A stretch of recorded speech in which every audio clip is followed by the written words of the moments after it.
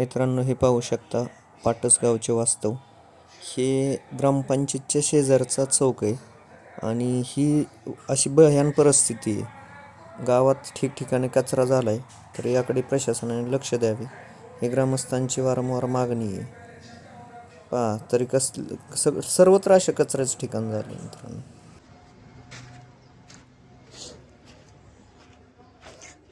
हे पाहू शकता गावठाणमधील जुन्या तलाठी कार्यालय पाठीमागे शाळा आहे लहान मुलांची.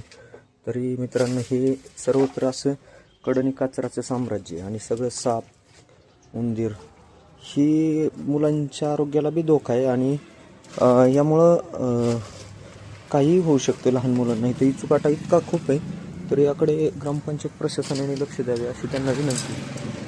पाटसगावचा मेन चौक, मेन परिसर तुम्ही पाहू शकता मित्रांनो.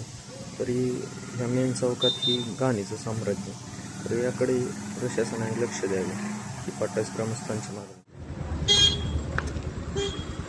मित्रांनो, हा पाटसगावच्या मधोमधून गेलेला हा वडा आहे. परिस्थिती पाटसगावची. तरी ही पाटसगावचे वास्तव.